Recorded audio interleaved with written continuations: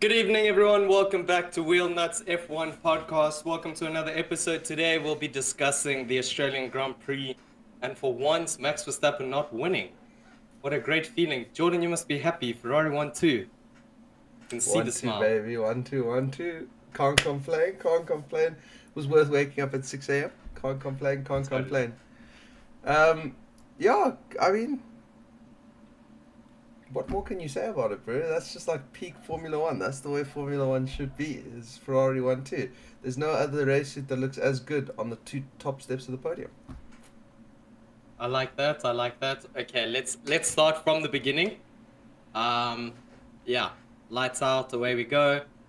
Sainz pulls a mega overtake on Verstappen, which looked impressive at first, but with Verstappen having a brake duct failure and his brake was clamped on, I believe. So it was constantly braking, Yeah. which scares me a bit. But Yeah, I mean, yeah, what listen, do the you think? race start was, I mean, I'm surprised everyone kept their noses clean into turn one.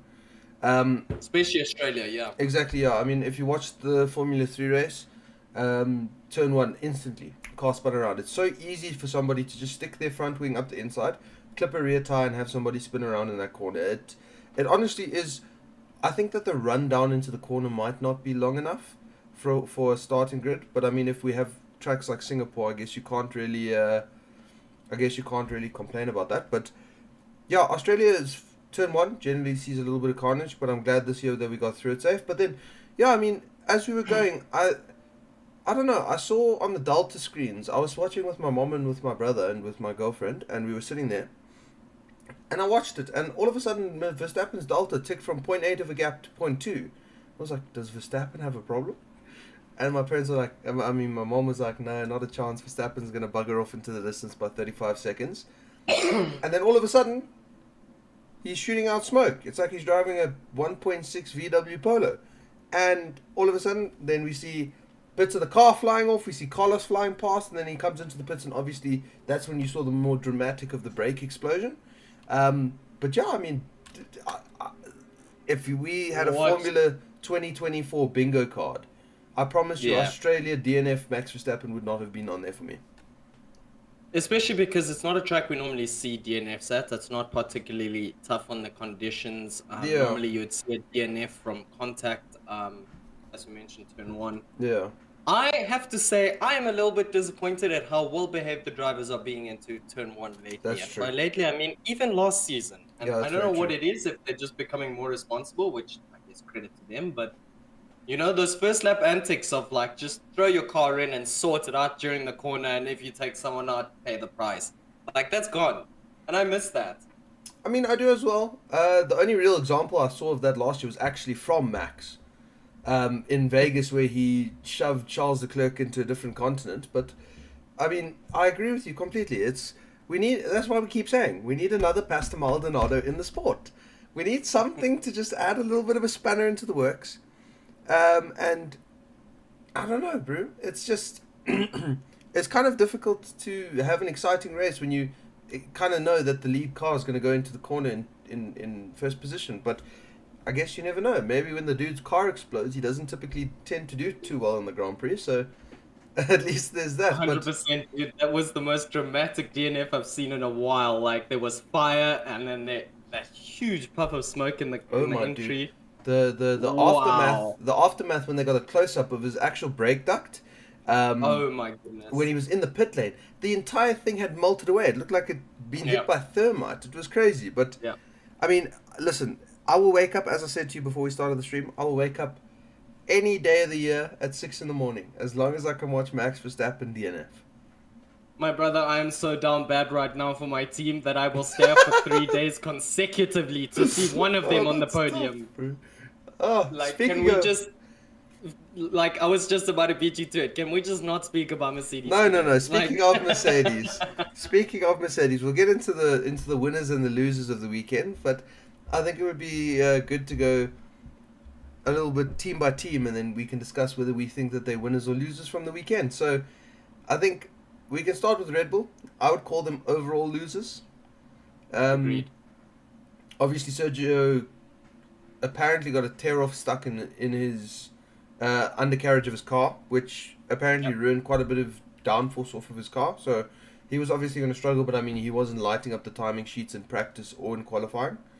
And then obviously Max's big explosion was pretty exciting to watch, but at the same time pretty scary. I'm glad that there was nobody around the car when he was approaching the pits, because the amount of carbon dust and the amount of shrapnel that got shot off of that brake dust was actually quite terrifying. But yeah, I think Red Bull overall, you can't really consider them winners. I don't know if you really have anything different. Not at all. For me, it was just super surprising how bad Perez did. I mean, I know we just discussed the tear off, but it's until then he wasn't doing anything spectacular as what that car we all pictured. So Well, for me, it does show more of it's a Max Verstappen race. Like, I mean, in my opinion, I've never seen Sergio perform around Australia. It's always been one of those tracks that he's been kind of headachy with. Like we saw last year, he DNF'd there in 2022. Also, he struggled big time around the Melbourne circuit. He wasn't even close to Charles Leclerc when Max Verstappen DNF'd around it. So I don't think it's a happy hunting ground for Perez. So maybe next race he can bounce back from it. But yeah, as you said, not much. Not much from him. Next up, we can go over your beautiful Mercedes Benz I just AMG want to start Petronas this Formula off by One team. saying stuff like this. I think I'm starting to realize maybe I'm not the biggest Mercedes fan, but more so a Lewis Hamilton fan. But because first of all, I don't know who I'm going to support when he leaves. Like George Russell is not my guy. The comments before the weekend, he was going on saying stuff about like, he doesn't feel the car. Lewis Hamilton said the car was on a knife edge. George Russell then said he doesn't feel the same issues Lewis is having. Blah blah blah, and then sent it into a wall. Yeah, It's crazy. Every time Sainz wins, Russell's out, I think it's which crazy now. is wild. 3 years in a row, Mercedes has had an engine failure at Melbourne. Last year it was George, and I think 2022 was George That's as true. well. That's true. Hmm. It is their first double DNF since 2018, which hurts. 6 years. That sucks. But That does suck a bit. the empire is falling, man. It's looking more and more. You sometimes you watch sports teams like soccer, and you think, or football. Sorry, you look at it and you think, we just need a striker, and then we'll be a good team. Stuff like that. And that's what we've been. Mercedes fans are like, no, we just need to fix this. That gets fixed, and it's like, boom, 20 more problems. So I don't have a lot of hope for them anymore. I do owe an apology on this podcast as to how bullish I was about them at the start of the season. Stupid, Chris. Stupid. This just Biggest losers of the weekend. You know what? I couldn't feel safer right now with the bet that I made. That's all that I'm gonna say. But yeah, I don't know. We'll Fair get back. We'll get into Alonso and Russell's crash in a bit. Crazy. That was a bit scary. I mean, well, George's crash. Let's be honest. But yeah, I just think it's an unfortunate weekend for Mercedes. I do think that they're going to start dialing in the car. I believe that they do have a wider setup window available this year. So hopefully from Imola onwards, when they start introducing their upgrade packages, it is going to bring Lewis a bit more into the conversation, because I'd rather have Lewis chasing down a Fernando in the last laps instead of the other way around, where it's George chasing a Any Fernando. day. And I just think Any that we'll get into it, but I disagree with kind of the way that played out. But yeah, I mean, after that we can talk about McLaren. McLaren, ginormous winners from the weekend. Huge winners, in fact. Brilliant. Totally. Completely brilliant. I mean, I don't want to dick ride McLaren, because then Caden will get a big head. But McLaren, through the high-speed sections, looked phenomenal. Right up at the end of the race, Lando was the quickest driver on track.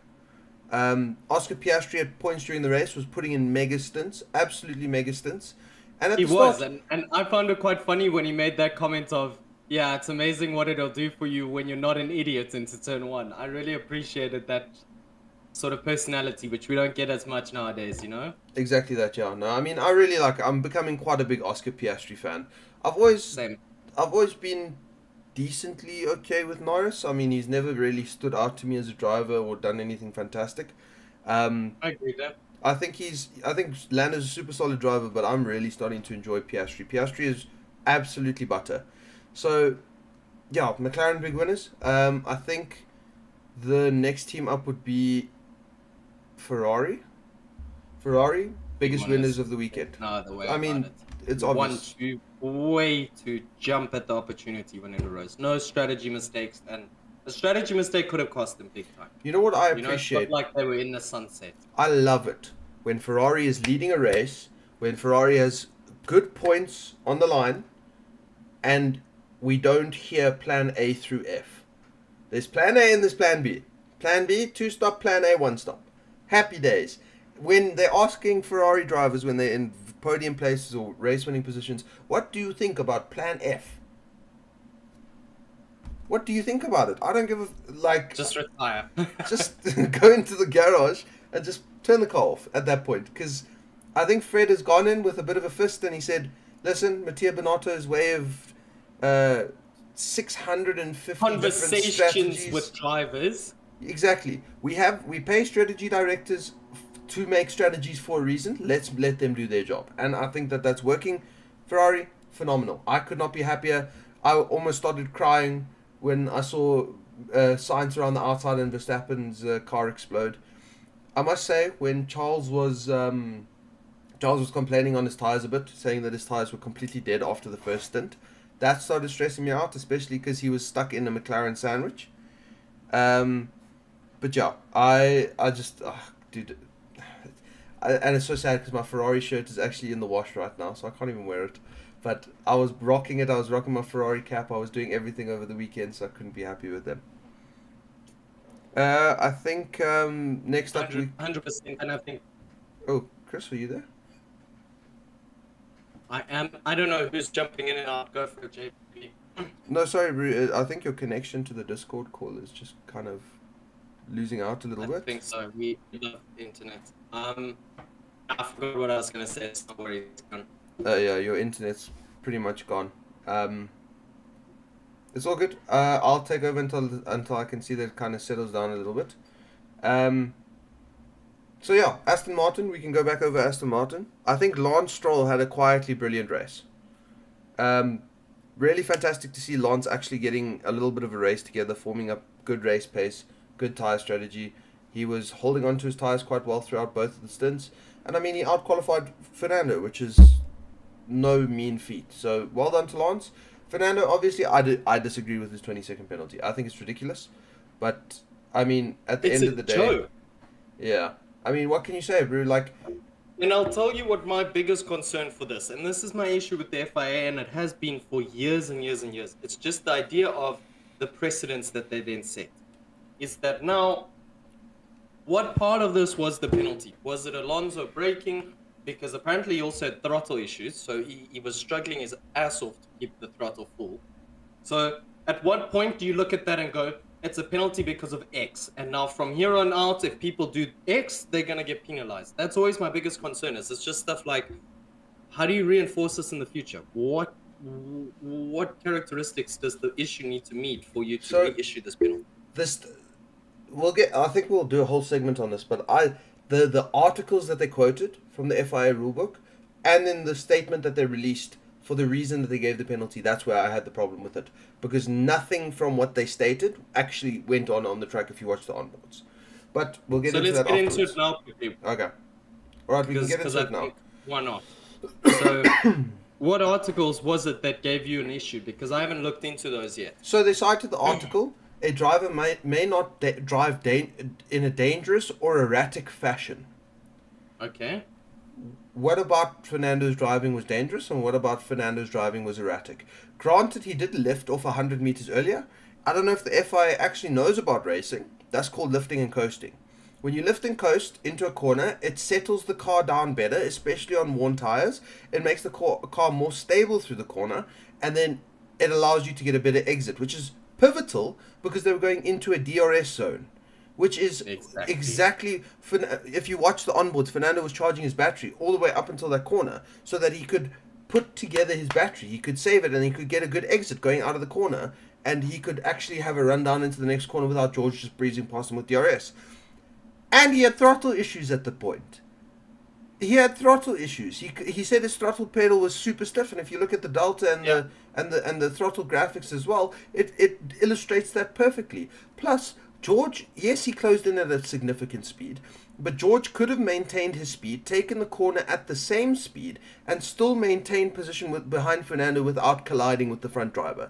And got in Where DRS and made the pass on the open straight as ex- opposed to exactly that. yeah. Where that's where my issue with the laws that they've cited and the rules that they've cited comes up. Where is the erratic and dangerous driving from Fernando? He stuck to his line. He didn't change his lane. He didn't move under braking. Yes, he broke at two phases during the corner because he had to correct a mistake, which is allowed in Formula One. It's not against the rules to make a mistake.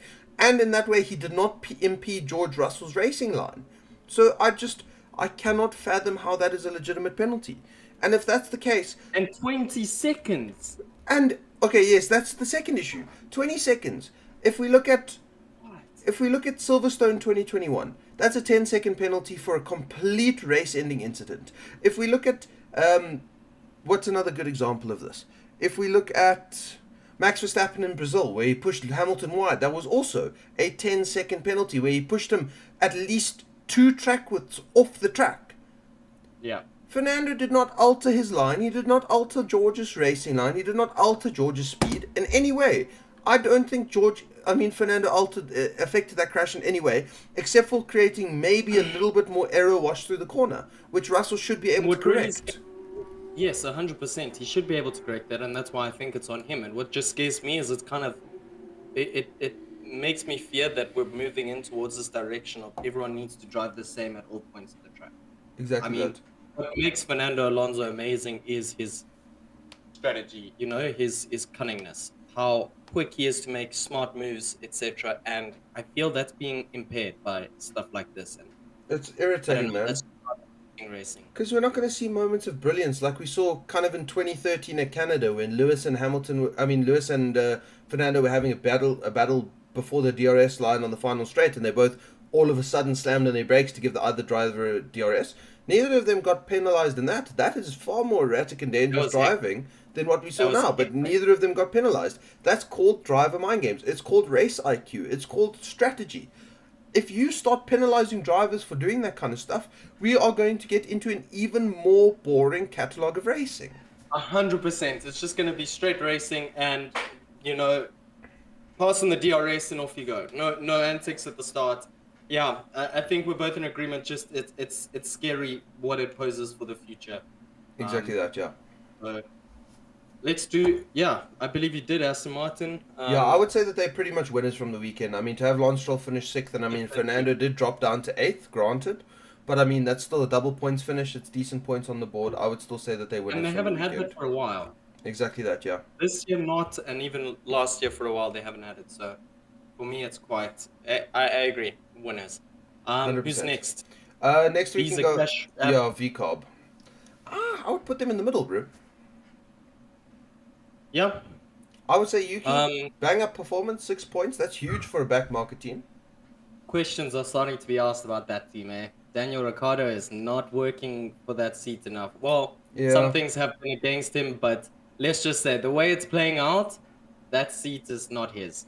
For sure. I mean, I think that Danny Rick definitely will come into the car as the season progresses, as they introduce upgrades.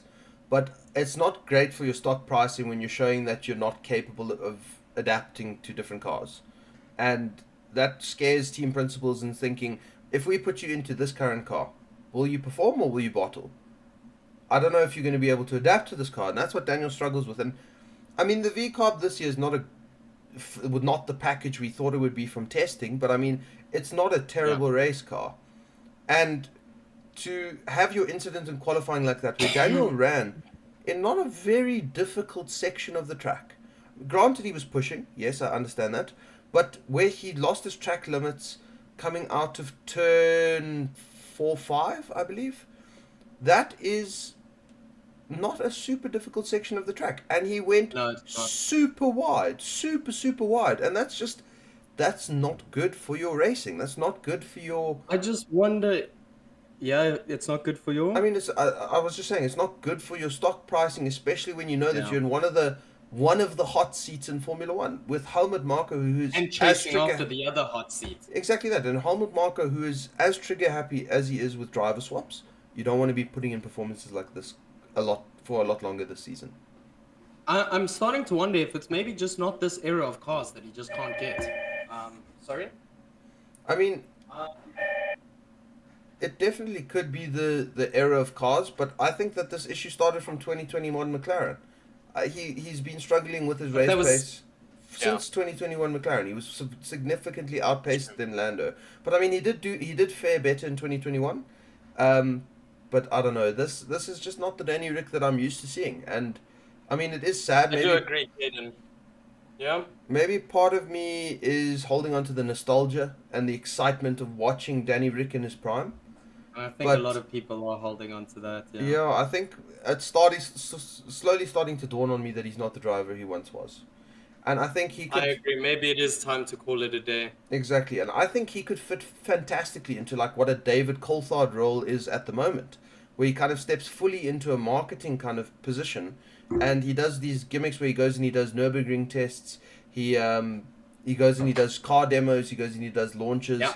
I think that's more of a suitable role for Danny at the moment. I would really like to see him accept it, step out of the way for Liam Lawson to come through, and we can get a And I new think seat that's on exactly the it. grid. I'm just so excited to see Liam Lawson on the grid, man. And that's the issue is when you look at it sort of holistically, it's the idea of exactly as you said, hoping on him getting back to what he once was. But it's also one of those where you got to look at it and say, like, if he does get back to his old self, how much of a difference is that going to make? Because his old self, I don't think he'll reach that peak. I don't think he will. And a person like Liam Lawson, you're watching and you're just going, he can only get better. Whereas Ricardo, you're going, will he get back? But Yeah. he's not going to get better than what he was when he was at his prime. Exactly So, that. And yeah, I think as we've seen, the cars have gotten harder to drive. The cars have gotten. I mean, granted they are pretty planted, but you can. It's quite a bit easier to lose your aero through this current set of regulations than what it was when Danny Rick was famous as the last of the late breakers, and you know he put in mega performances, especially like Baku springs to mind. China as well. China's oh, always been a track where he's fared well at. Those were Danny Rick at that point was probably the best driver in Formula One, and actually, definitely no, the best overtaker. The definitely best the best. overtaker without a doubt. I could say he would be kind of what I would consider Charles right now, and we'll get Yeah, into that okay. in a bit. But I think Danny Rick is just I don't know. I think that little Renault to McLaren move was kind of the death of him. I think he should have just sorted out at Renault and then moved back to Red Bull. But I think that you know what Agreed. we see driver moves like that kind of end careers quite often in the sport. So I'm not surprised about it. That's true, but I think, and just one last comment on that, as we've spoken about previously, his Renault days were quite good, and he's always been confident, and I think that stint at McLaren just took away his confidence, and now he's sort of running on fumes. Exactly And that, Joe. that's tough. That's tough. Man, it really sucks. But you know what? Stuff happens. I mean, I was devastated when Kimi Raikkonen left the sport. But you know what? People, they age, they lose their speed, they lose their concentration, they lose their focus, and at that point, you've had your flashes, you've had your moments, and it's time to walk away on a high instead of allowing yourself to fall down into the pits and then only be remembered for your lows. That's true, and I think it's already a bit too late because we all just remember him because of those lows. It's only the older fans, who watched a lot that remember him for that.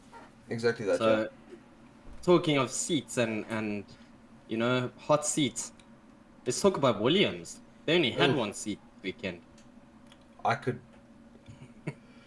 listen. I mean, if That you was a tough one because it had to be Albon driving, but man, I felt bad for Sargent. no man, it didn't have to be Albon driving.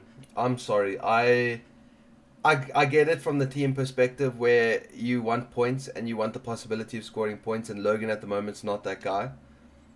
But if I crash out of a race, if this happened in the race and Albon crashes out, would they call Logan Sargent into the pits and make him get out of the car for Alex? No, they would not. No, but I think that's a bit of a different But you cannot. situation. My thing is, there's moral. There has to be some kind of a morality in a team in order for you not to send a direct message to your drivers. I think Logan Sargent received a message saying he's not valued. A, because he did not make that mistake.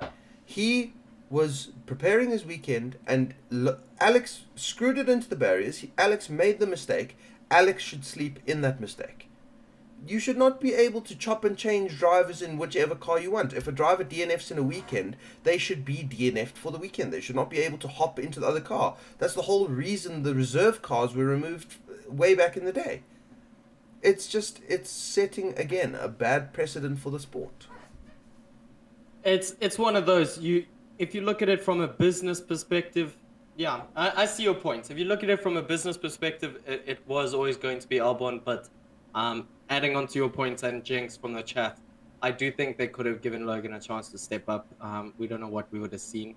And it's not like neither of them knew that there was one chassis. There was no chassis, sorry. So the fact that Logan was obviously able to not bin his car says enough that maybe he should have gone that drive, because, as I said, they both knew there was one chassis. They both knew they had to drive on thin ice. Clearly, Albon didn't manage that. So, yeah. And I think also on top of that, it is just, it's very tough for Logan to swallow, because it just reinforces the idea that he's there for sponsorships, which is unfortunate. Exactly that. And I don't know, Logan does have quite a big fan base. If I'm honest, he's got quite a large fan base in the sport, and I don't know, man. It was just quite heartbreaking to see, because I saw so much support in the thing, and Logan was absolutely devastated. And to do that to your second driver's confidence, and I see Caden agreed with me in the chat now, to ruin your second driver's confidence like that, I mean, it's just. Especially a young driver. It's just so sad, if he's man. an older driver, you kind of take it on as a hit and you move on. But a younger driver, you know, who he didn't have a fantastic year last year. It was his first year, so that's understandable. Yeah. And a move like this, yeah. Man. I would love to go sit in a meeting in those team dynamics now. Like, I wonder how Logan is approaching this situation now. The only thing is that I hope that this doesn't get Logan down. I hope this lights a fire under him, and he starts. I agree. He starts pulling something out, because he's not the best on the planet. Let's be honest. He's not the greatest driver on the planet, but he's a nice kid. He's a good kid, and I mean, he's a decent racing driver. You don't get to Formula One because you're a terrible racing driver. I mean, he's decent. He just needs confidence. He needs time. He needs development. He needs nurturing. And that's something we bring up in almost every episode where we speak about the young drivers, is nurturing. And yes, to do that to your driver just after he's come out of a rookie season and he's just barely retained a seat and he wants to prove himself to try and save his face in Formula One, that's diabolical, man. And I mean, if Williams had scored points, I would have had a completely different opinion on this. But the fact that I think everyone would have. Just, I don't know, man. It's just terrible. And that's where I think also one thing we must also be conscious of is, I wonder if Albon had the chance. I'm sure he did. If he had the choice to say, no, actually, I made the mistake. Yeah, let me lie with it. Logan should keep it. Because I'm curious if it was a one-way sort of conversation where it was, Albon, you are driving Sargent's car, or if it was, we suggest this only if both of you are on board, because that would change things. I don't think it would change things, man. I don't think it would change things. Well, I think I'm saying Albon... for me, because for me, I would have said Albon should have ideally stepped up and said no. No, I mean, he should have. But at the same time, it's a competitive sport where you're like, you know, it's me or him.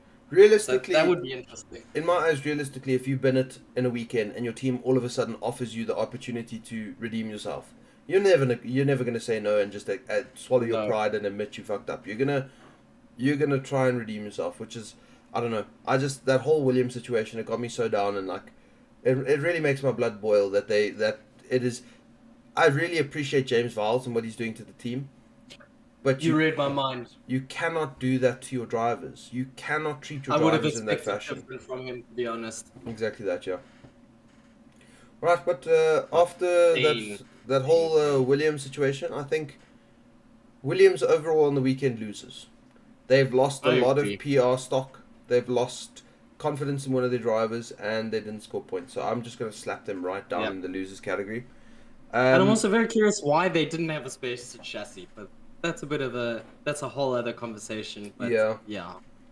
But anyway, what can you say, man? I think after that we can speak about Sauber, and Sauber, holy moly. My brother, can they do a pit stop? Bro. Do they know what a pit stop needs to be and how They- fast a pit stop should be? Their car's tires are attached with those thin little Lego bricks that are sandwiched together, and you cannot get them apart at this point in the fucking season. Because I don't know, when the commentators are praising you for a 4.5 second stop, there's a problem. Bro, and the sad thing is that the commentators had every right to praise them for that pit stop because in Sauber's books it was a successful pit stop. I mean, they've had 40-second pit stops 3 weekends now. What's the stat now for Zhou Guanyu? I think it's in 4 pit stops he spent 2 minutes and 8 seconds in the pit lane. On 4 pit stops. That is shocking. In Formula 1, you know, if it's F2 or whatever, you kind of go, okay. But Formula 1, the pinnacle of motorsport, how is this team serious? You can't have a race if you know one of your pit stops is going to be 40 seconds. Just don't race. At this And point, Tracy, I don't know. Come help us sponsor some shit. Like, It seems like Steak, Kick, Sauber, Gamble, Sentry is just a write-off at this point for me personally. They're not going to do anything this season. They're just there because their car is bright and people. That's the only reason we even notice that they're on the track. And then they get quite a lot of spotlight because their wheel guns are actually just being compromised. And yes, I don't know, dude. It's just a banter team. It is that. It is just not a serious team at this point. And I wonder, you know, Stake being a big betting house, which is of course huge in the States, how many bets are rolling right now for, will there be more than one pit stop longer than 30 seconds this race? The odds on that must be pretty Give me the terrible to odds. bet on because you're probably Yeah, going to only make exactly. like 0.3% of your money back. And at the end of 2024, we found out that's why Stake had bad pit stops. Yeah. Yeah. I mean, and I feel bad. They got decent drivers. I feel like we haven't really had a big opportunity to see how they've been performing this year. I mean, Bottas he definitely had a chance for points this weekend. Like without doubt, he had pace. So exactly what you're saying. Yeah. And in Australia, which is now an adopted Australian. So Did you see his very advert? unfortunate. Did you see his Uber advert?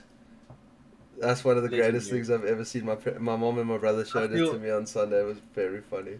Only Bottas would do something like that because he's one of the few drivers that doesn't take himself too seriously. What did he say at the end of And that I thing? love it. What did he say at the end? He said, "I'm renting my car for free because I am very rich." That was very funny. But yeah, no, I mean, overall, I think Sauber definitely one of the losers from the weekend, and I think this is going to be a continuing theme until they can sort out their guns. I wonder if it's the guns that are the issue, the wheel nuts, both. And I'm very surprised that they haven't come out and stated something because that would do PR quite a good job is in terms of coming out and saying our issues are because of X. Yeah. You know, but that kind of worries me because maybe they don't know the issue. But Yeah, dude, I mean, what can you say at this point, really? There's not much else to say about that Stake team. But yeah, overall losers, I think we can... Who have we left out? We left out Haas, just Haas, right? solid winners for me. I mean, Big time, double bro. points. Whoa. What, it's their And in a first... backfield team, they are gonna kill it. I think it's their first double... No, I might be lying to myself. I'm not going to say this. Probably first double points in 2-3 years. Yeah, I think that the last one that I recall was with Schumacher and Magnussen in Austria 2022. I was also thinking of Austria, yeah. Yeah, I think that was the last time. But I mean, mega weekend. I mean, Hulkenberg drove well, Nico drove well. Granted, there were team orders around there, but they didn't fuss. They They've didn't solved their complain. tire wear issues, which is optimistic, which is We are nice. gonna have to sleep in our own graves because we both dogged Haas at the start of this year.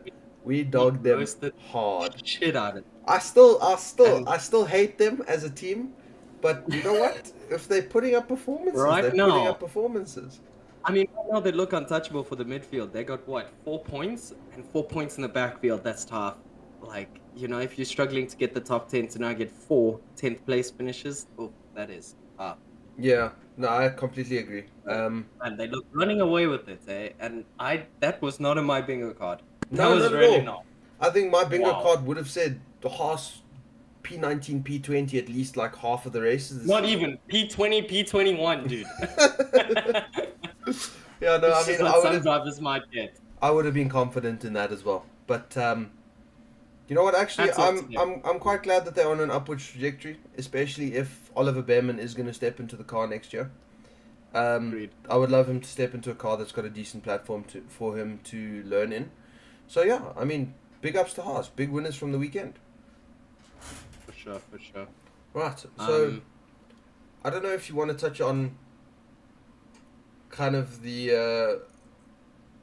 I mean, we've touched on the whole Alonso penalty. But now that we've spoken about Haas, I just want to touch on the fact that Alonso got this 20-second penalty, but Magnussen did not get the same penalty for the standards of driving That's so in true. Saudi. and that was hectic. No, no, that was like that slow was racing. that was erratic driving. That was erratic driving. I could see that Because kind there of were penalty some for that. corners that he pushed the shit out of people. Like like some corners he literally approached. It's you or me. Both of us are not gonna get through this corner. Yeah, exactly. That is a very good point. Yeah, man, the FIA has just been on a downward spiral for me. They seem Agreed. to pick themselves a little bit back up in 22 after the whole Michael Massey debacle, but I don't know why that an organization like that cannot just be run smoothly, and they cannot And a stick to a huge rule book. organization at that, dude. Like I they don't are know. not small.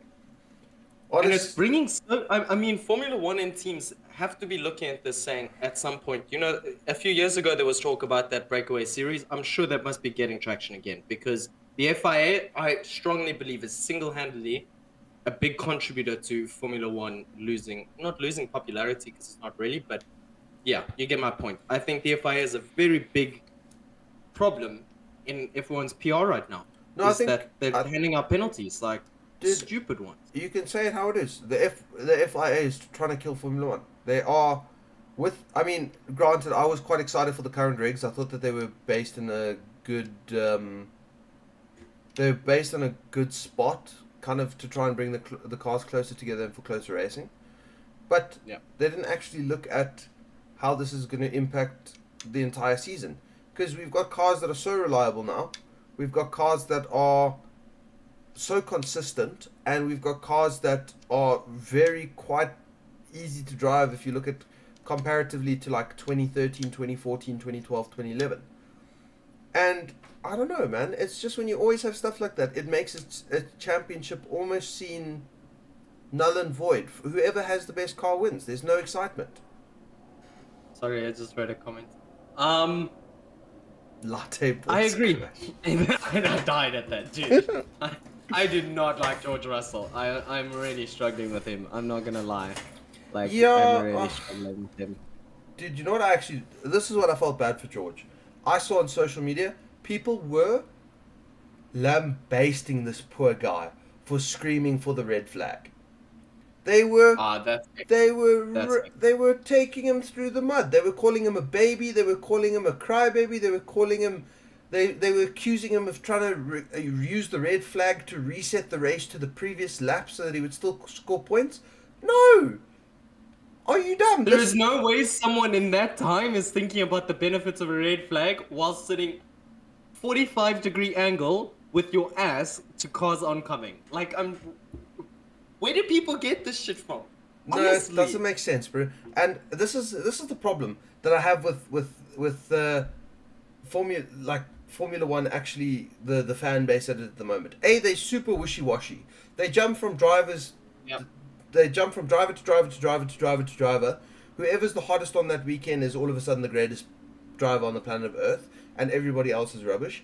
And then secondly, they form these narratives about drivers. And the That's dude what was I don't like. the dude was terrified. He could not see a very that is a fast corner, That man. corner's It's not a fast. slow It is. corner. And it's blind. It's blind. Exactly that. And he could not get out of the car. If he gets hit by another car, he's being sent into the sky. He's not being sent along the track, he's being sent up.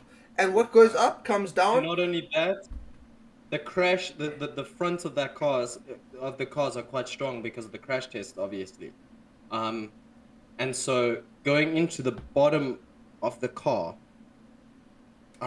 bro, just the thoughts of having an F1 car drive into the bottom of another F1 car. No, man, and I mean Yeah, we've I seen don't get fans, man. Sometimes I don't get people's narratives. Like, we've seen the consequences of high speed collisions like that, especially thinking back to Hubert and Correa. Correa, yeah, obviously, with his legs getting absolutely decimated and Hubert losing his life. Granted, that is at a much more dangerous track, but in a situation like that, there's in no reality, if I was in George's position, I would be doing the exact same. I would be screaming for the red flag. 100%, like screaming. Like people forget he's just had a 230, 220k an hour crash, and now, as we already discussed, you can't see anything. What do people want from these drivers? I don't know. I think it's ridiculous. And Like, I don't know. I've been seeing so many of the people, at least in the comment section for a lot of those posts and a lot of those comments, you see them getting roasted, which I appreciate. But yeah. the fact that people have the audacity to actually have that kind of an opinion, that is ridiculous to me, bro. I don't know. I really don't. Listen, I'm not a George Russell fan by any means. I used to love him in Williams because, I mean, I love an underdog story. But ever Same. since he went to Mercedes, he's developed some His ginormous head. ego. Oh my goodness. And he thinks he's absolute hot shit, but I mean, granted, he's a Formula One driver and he's really quick, but his consistency is not good. He's crash. He is a very He is very crash heavy driver. He's a crash prone driver, and I mean, I just don't like the way he handles himself during incidents. But in an incident like that, I'm 100% on George's side. There's no way you can even debate it in my eyes. I agree, and I think one of my biggest issues with George is he's always trying to get the PR jump on Lewis, as I mentioned earlier, where he's kind of like, yeah, and like the car is not too bad, I'm not having the same issues, etc. And then when it comes to the race, Hamilton has outperformed him quite consistently, even starting further back in terms Exactly of that, yeah. just pace. You know, and that's what I find interesting is a lot of people are quick to jump on, oh, Lewis Hamilton's washed, etc., etc. But as much as he complains about that car, it is like he had a moment in turn one, but besides that, he doesn't really have big moments in the race. And if he does, then it's a DNF. But, you know, so I don't know what's going on in George's head. And of course, Lewis Hamilton has been doing wacky setups again because Mercedes fucked up again. Yeah, I don't know, man. I think, exactly as you said, I think a lot of people loved him at Williams.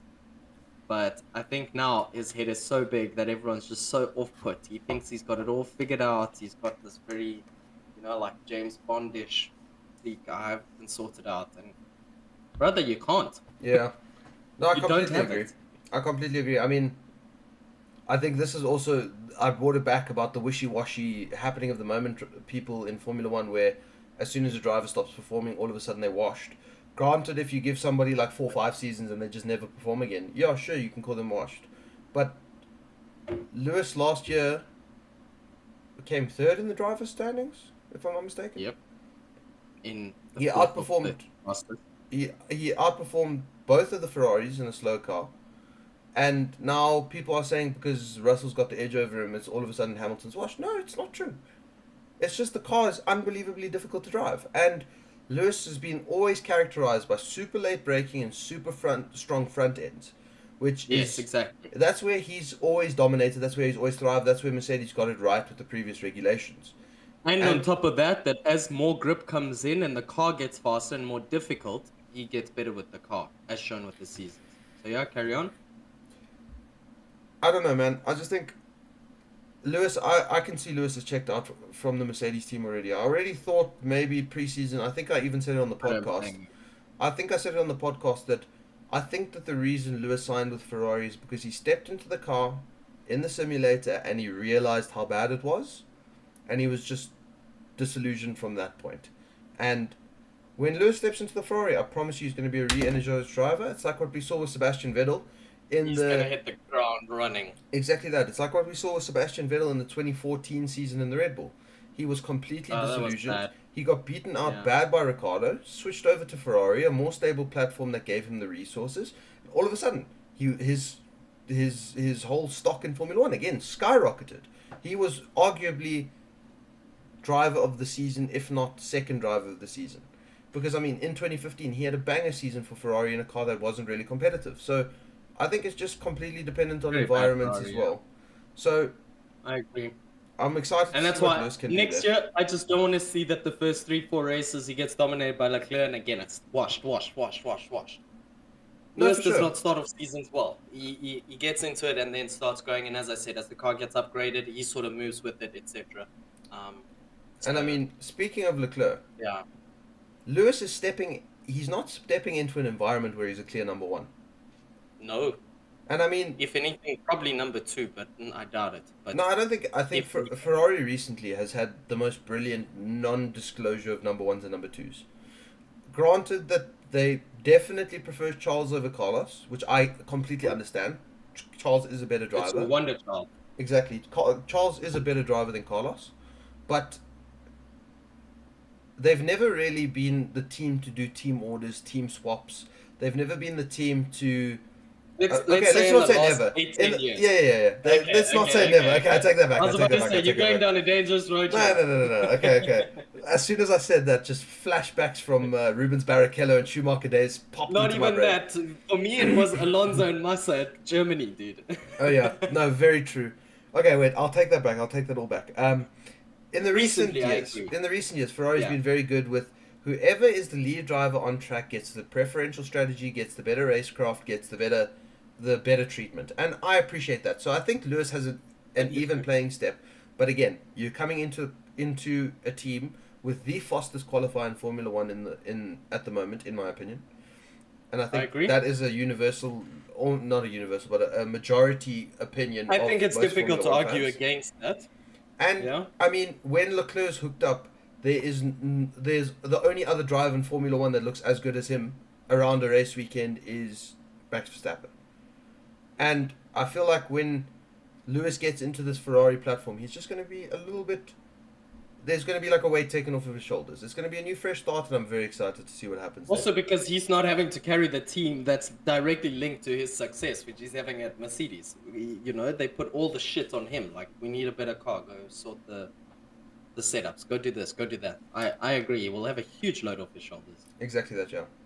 So I don't know. I'm excited for next year. I mean, listen, I've dogged on Hamilton in the past. I've hated on Hamilton when he was dominating, but if Hamilton dominates in red, I promise you, I will dance around. I'll sing his name. I'll scream it from the rooftops. He'll be my hero. But again, I mean, I just feel bad for the poor guy because I mean, I think when you're dominating and you have his demeanor, it's very easy to be seen as kind of cocky and arrogant.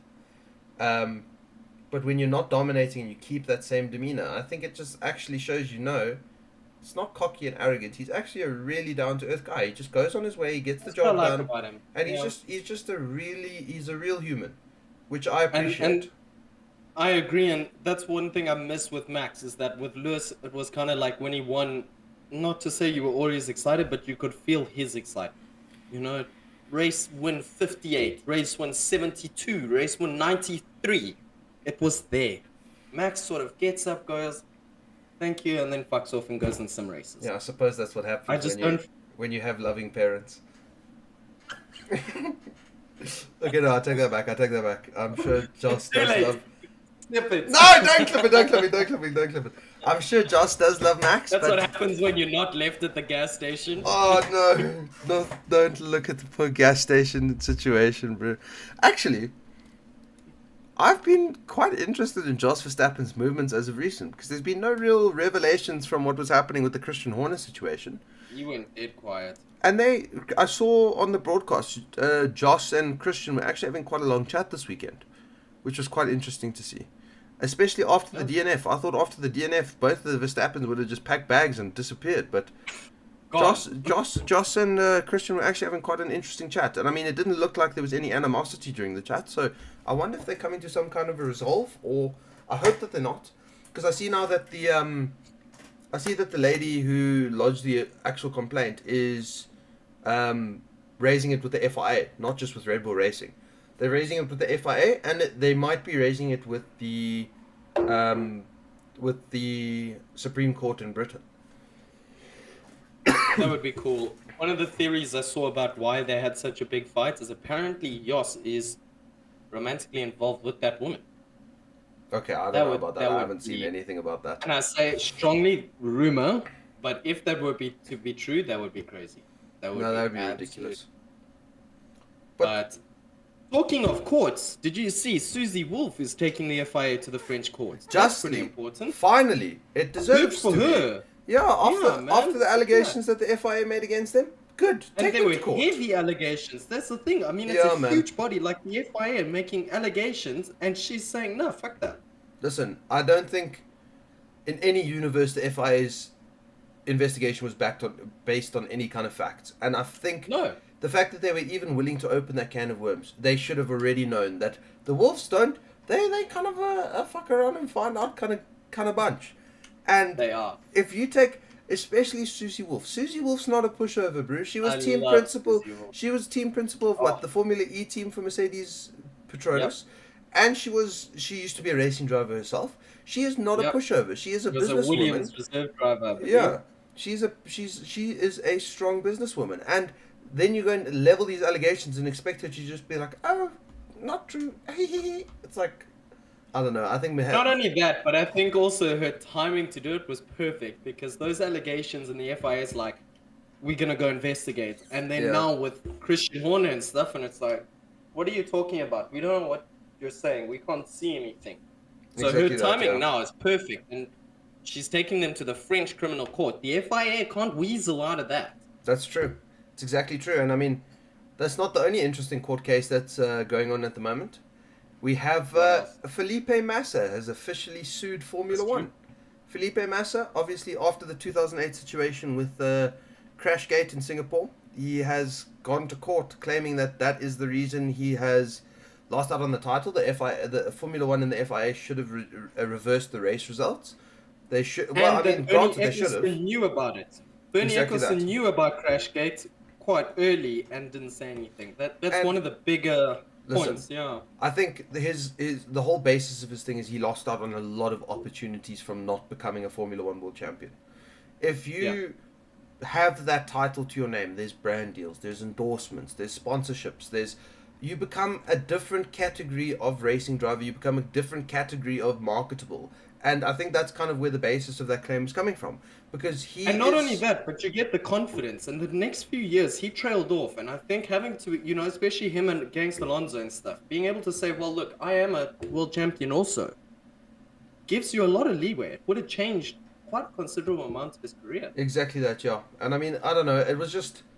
I don't think that there's any way that anything's going to be done. I don't think that this is done on the angle of trying to remove one of Lewis's championships and having him reinstated as a driver's champion. I think he's just looking for remuneration and compensation for what he lost from that, which I think is And that's just. very fair. I think it's completely just, especially if Bernie Eccleston did know about what happened, and I mean, Jordan, granted, let's be honest.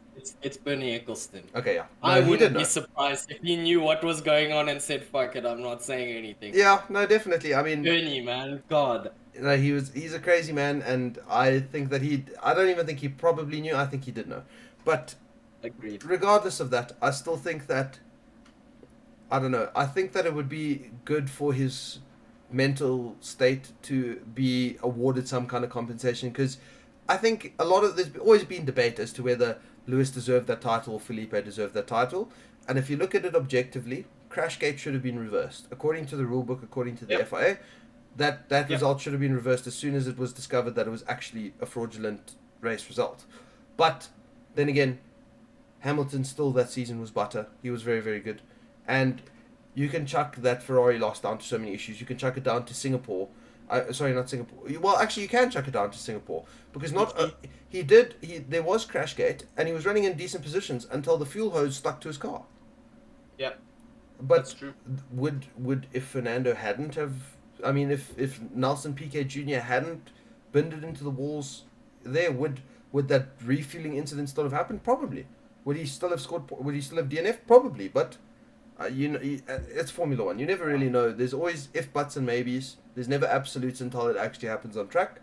So yeah, I'm very interested to see what's happening with these court cases at the moment, because So yeah, am I. It'll Quite- set a quite lot of interesting. precedents going forward. exactly that. Yeah. I mean, I would like to see another one open. Mercedes-Benz opening one against Michael Massey and the FIA for Abu Dhabi, but we'll. Let's go! I mean, that's just a cut and cold case, isn't it? There's a rule book for a reason, and Michael Massey just said, you know what, the rule book, not my problem. Fuck the rule book. Let's get views. Exactly that, yeah. I'm about to be the most famous person in the world. Everyone will know my name, Michael Massey. Which he got. Yeah, that's true. So, I mean, granted, he gave us a very exciting season, but not a legitimate one, I don't feel. But you know what? It's in the history books. You can't complain. It's in the history books. Exactly. All right. So I think this is a pretty good space to wrap it up. We're trying to keep it a bit shorter than usual. We're trying sure. to aim to more like 1 hour videos, although sometimes we do get excited because we love Formula One, so forgive us. Thank you everyone for tuning in today. Thank you for all your comments. We hope you enjoyed the Australian Grand Prix as much as we did, and we look forward to the next one, Japan. Jordan, any last comments? Ferrari's the greatest team on the planet. Red Bull's washed. Hamilton's washed. George Russell's washed. Fernando Alonso's washed. Everyone washed. Everyone not on the podium this weekend washed. Terrible, except for Oscar. I like Oscar. So everyone not in the top 4 washed. Washed. But again, yeah. Other than that, thanks guys. Make sure, as per usual, like and subscribe. There's a little notification bell if you don't want to miss when we do streams. I know some people say, when are we going to upload streams, because they didn't know we were going live. If you click that little bell icon, it pops up on your phone or on your desktop that we are going live. So make sure to click that, and then also Instagram and X at WheelNutsF1. Always make sure to follow us. That's where we announce when we're going live. It's where we post updates. Keeping it 100. Thanks. Peace out. See you next week.